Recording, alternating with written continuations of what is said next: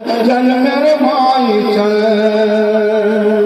अब ये भी बंद बतौर मुनादा फरमाए, बिन कुर्बानी बंद नहीं है जग में कोई कहे। चल मेरे भाई चल, चल मेरे भाई चल, चल मेरे भाई चल। और खासतौर से या अपनी बंद मुनादा फरमाए, सरकारी दफ्तर हमारा नाम भी लिखा जाए। हमारा ये पहला जलसा है। इससे पहले हमने कभी भी इस ग्राउंड के ऊपर जलसा नहीं लिया। कई सियासी पार्टियों के जलसे यहां पर होते हैं और हमने जानबूझकर, ए बेटा प्लीज आवाज भी इधर से साइड से, जानबूझकर हमने ये ग्राउंड के ऊपर जलसा लेने का ऐलान किया, क्योंकि ये गुमान नहीं होना चाहिए दूसरी सियासी पार्टियों को कि सिर्फ ये ग्राउंड हम ही भर सकते हैं और हमारा ही जलसा कामयाब हो सकता है। और आज तो कोई सियासी माहौल नहीं है, सिर्फ शेख रशीद साहब और तमाम ही हमारे साथियों का ये इस्तिकबालिया जलसा है। और आप लोगों को मैं मुबारकबाद देता हूं कि आपने वो कर दिखाया और उनको मुंह तोड़ जवाब दिया कि हमारे में भी इतनी ताकत है कि हम कोई भी शहर का ग्राउंड भर सकते हैं।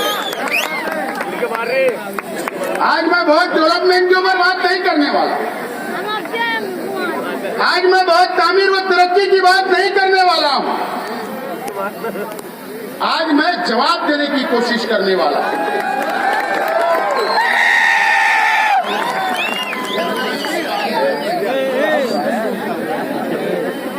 हमारे शहर के हमारे मुखालिफ पार्टियों के सियासी लीडरान हम खामोश रहते, हम कोई जवाब नहीं देते तो वो उसका कुछ गलत मतलब निकालते। असलम भाई ने कहा ना कि इतने झूठों से पाला पड़ा है कि कौन कौन सी चीज का जवाब देंगे।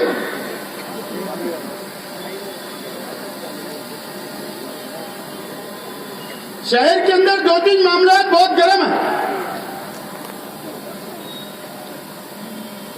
ईदगाह जॉगिंग ट्रैक, कॉरपोरेशन को क्या सफाई देना थी दे दी गई, ऑफिसरान को जो सफाई देना था वो दे दी गई।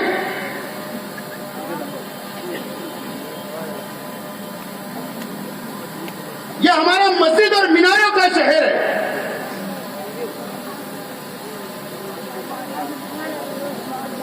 और जिस ईदगाह के ऊपर जॉगिंग ट्रैक की बात की जा रही, इत्तेफाक से उस ईदगाह का इमाम जो अपने आप को ताहयात बोलता है वो शहर का एमएलए भी है।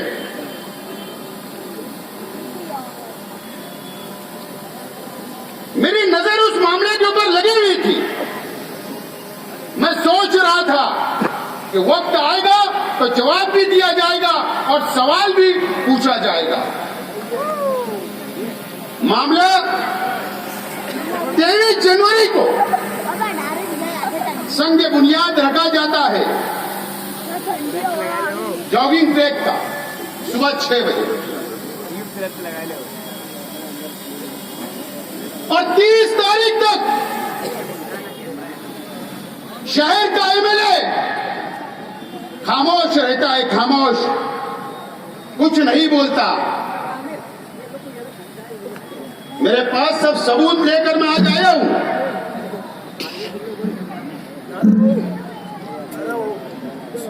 क्या वजह है?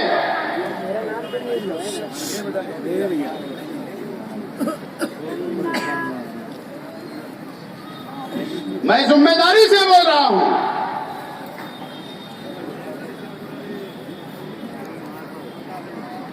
20 तारीख के इधर उधर हो सकती है। 19 या 20 जब वहां पर खुदाई का काम शुरू किया गया, सिर्फ ईदगाह ग्राउंड या पुलिस ग्राउंड के ऊपर जॉगिंग ट्रैक नहीं बनने वाला, बल्कि कॉलेज ग्राउंड के ऊपर भी जॉगिंग ट्रैक बनने वाला है।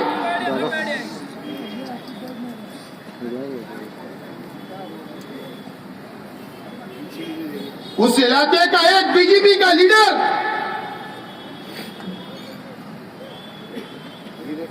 जो चंद मुसलमानों को बुलाकर,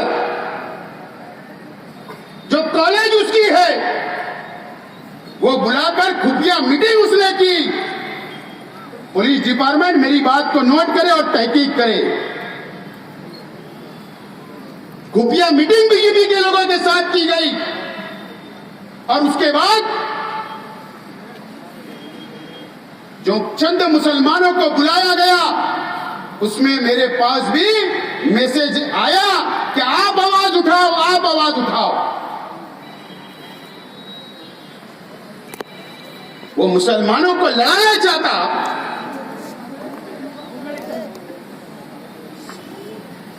और इस्तेमाल करना चाहता। उसके बाद मेरे कान पे बात आई, मैंने कुछ जवाब नहीं दिया। फिर वो दूसरे घर गए, वहां पर से कुछ आवाज आई। फिर उसके बाद तीसरा घर गया, उसके बाद से ज्यादा आवाज आने लगी। मुझे बताओ, अगर मंत्री को मिलना है मंत्रालय में, मैं जमीयतुल उलमा के खिलाफ नहीं हूं, मैं जमीयतुल उलमा के ओहदेदारान के खिलाफ नहीं हूं, या उस वक्त के अंदर कोई वकील शामिल होगा मैं उसके खिलाफ नहीं हूं। मेरा सवाल है कि बाला साहेब थोराट से अपॉइंटमेंट किसने लेकर दिया, इसका जवाब यह शहर जानना चाहता है। क्यों शहर के एमएलए ने अपॉइंटमेंट लिया, टाइम लिया था, और उस वक्त के अंदर शहर का एमएलए क्यों मौजूद नहीं था, इसका जवाब भी इस शहर की आवाम को चाहिए। क्या वजह है? मंत्री एमएलए को पहले टाइम देते, एमएलए का मंत्री की मुलाकात होती। इसके पीछे भी बीजेपी के लीडर की साजिश है और पूरी चक्री अगर आप देखेंगे, पूरा ग्राउंड, पूरी प्लानिंग, तो बीजेपी का लीडर इसका मास्टर माइंड लिख लेगा। मैं जिम्मेदारी से बोलता हूं, इसका जवाब देना होगा। मैं आज साफ तौर पर यह कहना चाहता हूं कि लड़ाई दो सिमतों में क्यों की जा रही है। जॉगिंग ट्रैक की लड़ाई दो सिमतों में क्यों की जा रही है। एक सिम तो यह है, ट्रस्टियान अलग अपना मेमोरेंडम लेकर मीटिंगें कर रहे हैं, और दूसरी सिम तो यह है कि जमीयतुल उलमा अलग मेमोरेंडम लेकर चल रही है। ये लड़ाई क्यों है, पहले इसका भी जवाब ये शहर की आवाम को देना होगा, इसका जवाब देना होगा।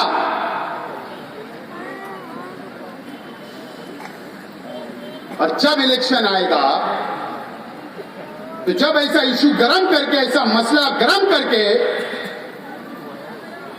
इस मजहबी शहर के लोगों का इस्तेमाल करने का काम, मैं इसके लिए बात बोल रहा हूं। अगर आपकी नीयत साफ है तो क्यों कहीं मंच पे बैठे हुए क्या राष्ट्रवादी कांग्रेस पार्टी के लीडर मुसलमान नहीं है, क्यों हमको दावत नहीं दी गई, क्यों हमारे पास नहीं आया गया, क्यों अपनी दुकान अलग लगाई जा रही है। इसका मतलब यह है कि तुम्हारी नीयत खराब है। अगर तुम्हारी नीयत में खुलूस होता, नीयत साफ होती, तो सभी लीडरान को बुलाकर, चाहे वो हिंदू हो चाहे मुसलमान हो, एक प्लेटफॉर्म पे बैठकर उस मसले को हल किया जा सकता।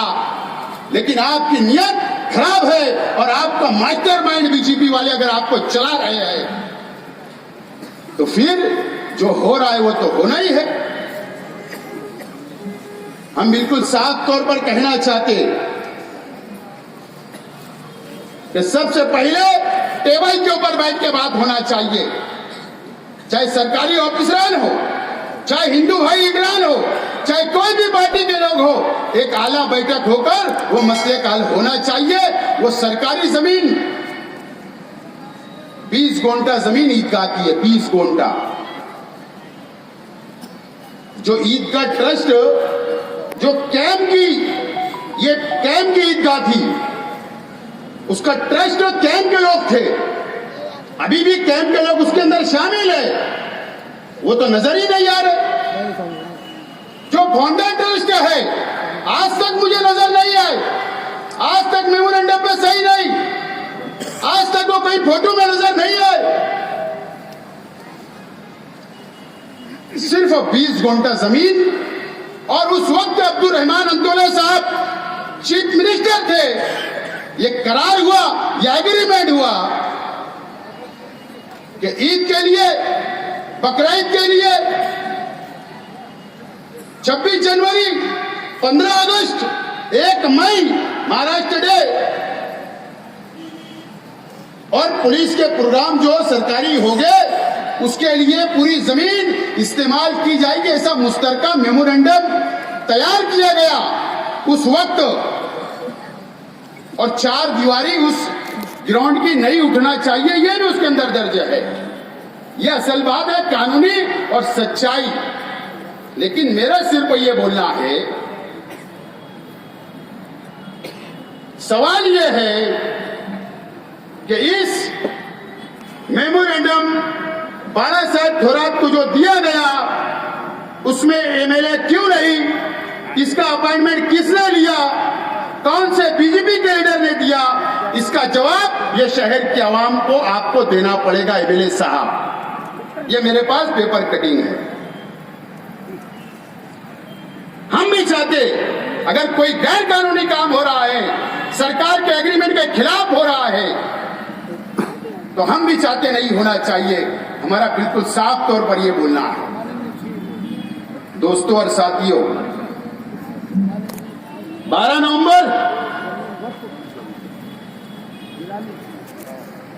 सबको याद है। 12 नवंबर को हुजूर की शान में गुस्ताखी की गई, मालेगांव बंद का ऐलान किया गया, उसमें हम भी शामिल थे, पूरा शहर शामिल था।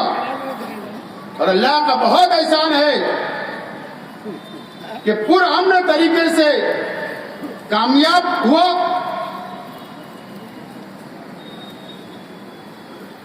अब जो सारा हॉस्पिटल के पास हुआ,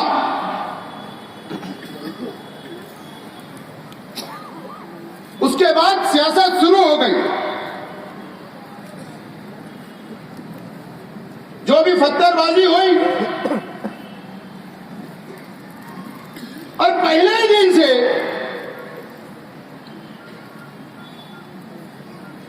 राष्ट्रवादी के लोग, जनता दल के कॉर्पोरेटर,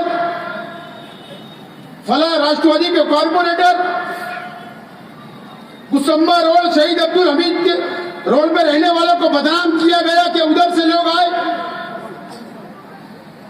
उसी दिन रात में मैंने प्रेस कॉन्फ्रेंस लिया और उसी दिन इस बात का ऐलान किया। कल भी हमारा मानना था, आज भी मानना है, और कल भी ये बात हम मानते रहेंगे, बोलते रहेंगे कि बाहर के लोगों का हाथ था उस दंगे को भड़काने के लिए, बाहर के लोगों का हाथ था। उस वक्त भी मैंने कहा, आज भी बोल रहा हूं और कल भी यही बात बोलूंगा। पुलिस चौकसी करे और लेटर दिया और राइटिंग में, अलग बात है पुलिस ने कोई उस पर एक्शन नहीं ली, लेकिन मैं तमाम ही सुन्नी तंजीमों, चाहे रजा अकेडमी हो, सुन्नी जमायतुल उलमा हो या सियासी लीडरान हो, अलग अलग पार्टियों के जो जेल में है और जो नौजवान जेल में है, मैं उनके परिवार और वो तमाम ही लोगों से मेरा ये सवाल है कि आज तक जमानत क्यों नहीं हुई? ये अलग बात है कि सियासी लोग जो है उनकी मजबूरी है, उनको सब समझता है कि किसने हमको फंसाया और कौन नहीं चाहता कि हम इलेक्शन तक नहीं छूटे। क्योंकि जब तक ये कुर्ता नहीं पकड़ेंगे इनकी नदियां पार होने ही नहीं वाली है। इनकी मजबूरी हम समझ सकते हैं, लेकिन मेरा सवाल है कि जमानत क्यों नहीं हो रही? ये मेरे पास 8 दिसंबर की ये कॉपी है, जब पहली मर्तबा जमानत रखी गई तमामी लोगों की, तमामी लोग जो सलाखों के पीछे है उनकी एक साथ जब जमानत रखी गई, उसके बाद जो पुलिस ने से दाखिल किया कोर्ट के अंदर, ऑब्जेक्शन जो पुलिस ने लिया, ये उसकी कॉपी मेरे पास है। पहले मैं एक बयान सिर्फ तुमको सुनवा देता हूं, उसके बाद इसके ऊपर मैं बात करता हूं। आपको मैं सुनवा दूं, फिर उसके बाद आप अस्पताल के पास वहाँ पत्थर वगैरह थे नहीं, पत्थर बाकायदा ला करके वहाँ डाला गया था। यह आवाज शहर के एमएलए साहब की है। किसकी है? वापस सुनाऊं? आवाज पहचाने? ये वीडियो भी वायरल कर दूंगा, आप देख लेना।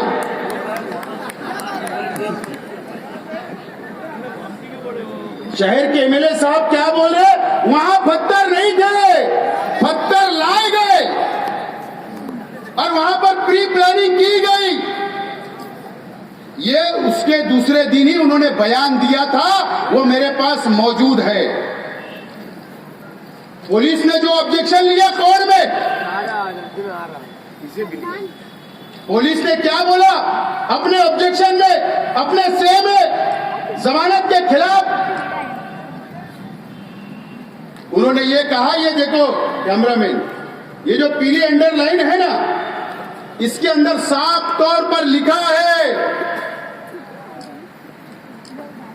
कि ये जो घटना हुई ये प्लानिंग के तहत, वहां पत्थर नहीं थे, वहां पर पत्थर लाए गए और एक बड़ा फसाद कराने की साजिश थी।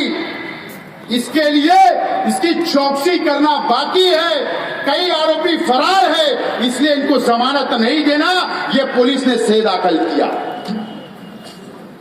मुझे बताओ,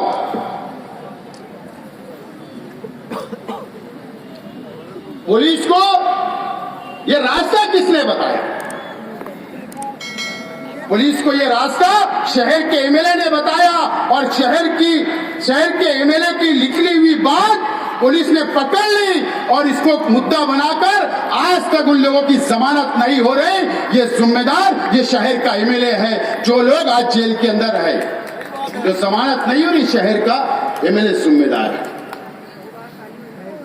कब तक धोखा दोगे?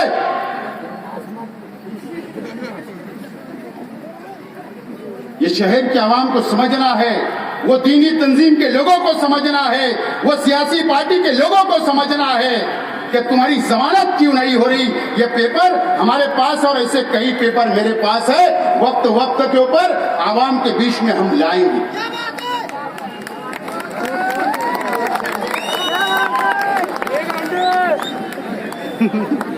शहर के एमएलए साहब ने पावर कंपनी, अभी एक इंटरव्यू दिया उन्होंने कि पावर कंपनी शेख आसिफ की लाई हुई देन है।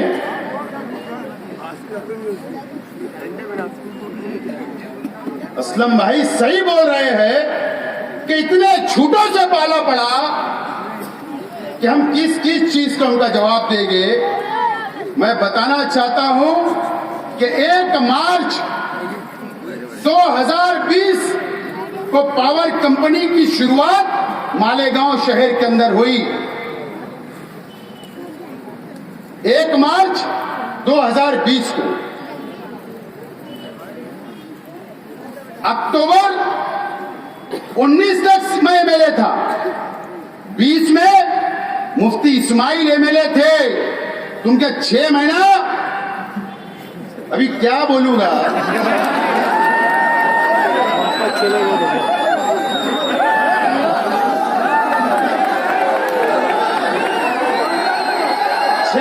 तुम क्या किए, कहां तुम्हारी डीलिंग हुई। मैंने उस वक्त भी प्रेस कॉन्फ्रेंस में कहा था, आज बोल रहा हूं कि कंपनी के कौन से एमडी से इनकी कहां मीटिंग हुई, कैसी डीलिंग हुई, इसका जवाब इस शहर की आवाम को तुमको देना पड़ेगा। मेरे एमएलए के बाद में 6 महीने जब आप मेरा टर्म खत्म हुआ, मैं इलेक्शन हार गया, उसके 6 महीने के बाद पावर कंपनी आई, तुम दुश्मनी निकाल रहे शहर से। अगर तुम सोचोगे कि हम जवाब नहीं देंगे, ये इल्जामात मुझ पर आते कि मेरी पार्टी के लोग पावर कंपनी में काम करते, अगर कुछ लोग काम कर रहे होंगे अगर रोजी रोटी के लिए, तो एक अलग बात हो सकती है, ये साबित भी नहीं कर सकते। लेकिन अगर आप इतने दूध के धोए हैं मुफ्ती इस्माइल साहब, ये आपका लेटर है मेरे हाथ में, ये लेटर है। आपने 12/1/2021 को सीओ पावर कंपनी के नाम पर मोहम्मद हासिम एमबीए इनके नाम की सिफारिश की कि इनको जॉब पर लगा कर दो। ये मेरे पास लेटर है, ये सबूत है कि किसके लोग काम कर रहे हैं कंपनी के अंदर। अगर आपको कंपनी से इतनी दुश्मनी थी, अगर आप कंपनी के खिलाफ थे, तो आप अपने कार्यकर्ता, अपने वर्करों को क्यों कंपनी के अंदर लगाए, इसका जवाब भी शहर की आवाम को देना पड़ेगा। ये सबूत मेरे पास में है। और इसीलिए हमने पहले भी ऐलान किया, आज दोबारा कि पीर के दिन हम एक मोर्चा निकालेंगे। आज उनका जवाब आया है, कल हम उसके ऊपर सोच विचार करके फैसला लेंगे। लेकिन उसके खिलाफ अगर कंपनी जुल्म करेगी, अत्याचार करेगी, बुनकरों को, गरीब को परेशान करेगी, तो राष्ट्रवादी खामोश बैठने वाली नहीं है। इस बात का मैं ऐलान करता हूं।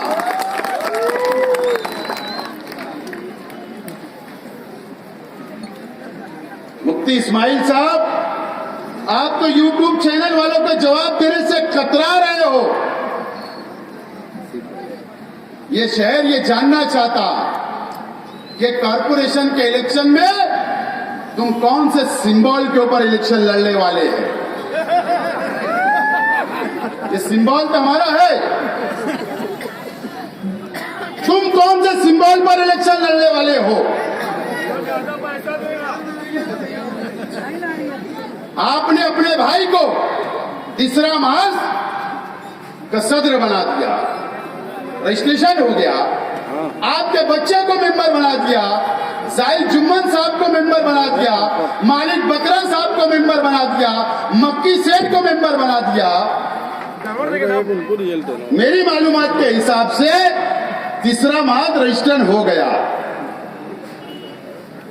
नहीं कुछ इस शहर की आवाम को ये जवाब दो कि तुम कौन से सिंबल पर इलेक्शन लड़ने वाले हो। और जो जनता दल और एमआईएम कहां जाएगी, इसका भी जवाब चाहिए।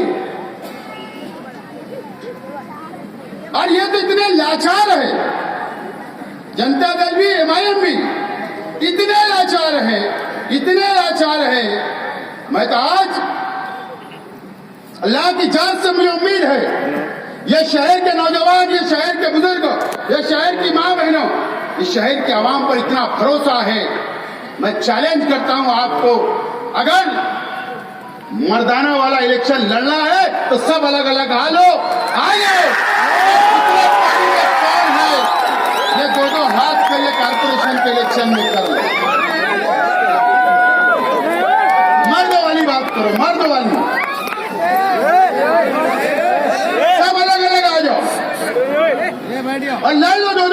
लो, किसमें है कितना दम, ये शहर को भी तो पता चल जाए।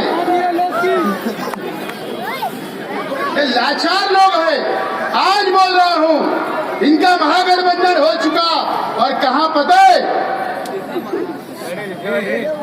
नासिक के सिविल हॉस्पिटल में। मुस्तकीम डिग्निटी साहब वहां 10 दिन के लिए इलाज कराने आए थे, बोले चेस्ट पेन हुआ। वहां पर ये सब एक जगह जमा हो गए, सबकी गाड़ियां एक टाइम पे एक वक्त तो पहुंची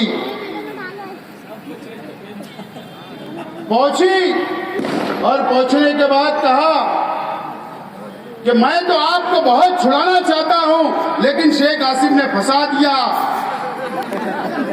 फिर दूसरा बोलता, ये बात बिल्कुल सच है कि अपनी लड़ाई का फायदा शेख आसिफ ले रहा है, अल्लाह के वास्ते सब हम एक हो जाओ, सीट बांट लेंगे, लेकिन इत्तेहाद को बाकी रखो। ये वहां पर बात हो गई। अब ये शहर में एक अजीब बात है, कुछ भी हुआ तो पेपर वाले जब तक शेख आसिफ का नाम नहीं लिखेंगे, जब तक मुखालिफ बोलेंगे नहीं, वो न्यूज आगे नहीं बढ़ती। ये न्यूज आगे नहीं बढ़ती। इनका महागठबंधन की भी हमारी तैयारी है। ये अलग लड़े तो कम से कम इसमें है कितना दम, ये समझना है कौन कितना बहादुर है। और ये एक महागठबंधन भी बनाए तो इंशाअल्लाह ये शहर के अंदर राष्ट्रवादी कांग्रेस पार्टी का मेयर बैठेगा। ये अल्लाह की जात से बात तैयार आज हम लोग करते हैं।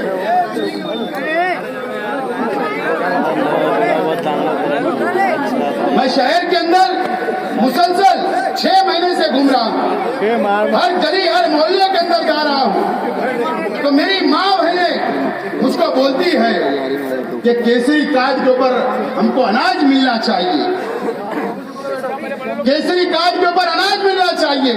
ये मेरी माँ बहनें जो गली से जाओ वो बोलती है कि केसरी कार्ड के ऊपर राशन बंद हो गया। मैं आज इस बात का ऐलान करता हूं कि राष्ट्रवादी कांग्रेस पार्टी के प्लेटफॉर्म से छगन भुजबल साहब से मिलकर उनसे बात की जाएगी और मालेगांव शहर के अंदर किस तरीके से केसरी कार्ड के ऊपर अनाज मिले, इसकी कोशिश इंशाअल्लाह हम लोग चंद दिनों के अंदर शुरू करेंगे। आप लोग इत्मीनान रखें, शहर का एमएलए बिल्कुल नाकाम हो चुका, वो नहीं कुछ कर सकता है, लेकिन हम लोग इस शहर के गरीबों के लिए, आप लोगों के लिए हम लोग तैयार हैं। आप लोग इत्मीनान रखें, इंशाअल्लाह हम लोग वो काम जरूर करेंगे। दोस्तों और साथियों, मैं ज्यादा वक्त नहीं लेते हुए आप लोगों से एक अपील करना चाहता हूं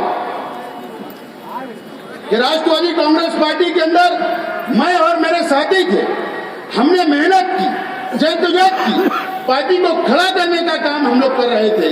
और शेख रशीद साहब, ताहिरा शेख रशीद साहिबा और तमाम ये कॉरपोरेटर, ये हमारे साथ एक मजबूत ताकत पहले भी थे और आज भी है। और शेख रशीद साहब की क़यादत में इंशाअल्लाह हम लोग ये शहर के अंदर एक मर्तबा राष्ट्रवादी कांग्रेस पार्टी का मेयर बनाएंगे।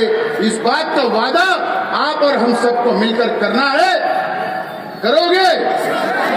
तैयारी है आप लोगों की? बहुत बहुत शुक्रिया। खुदा हाफिज।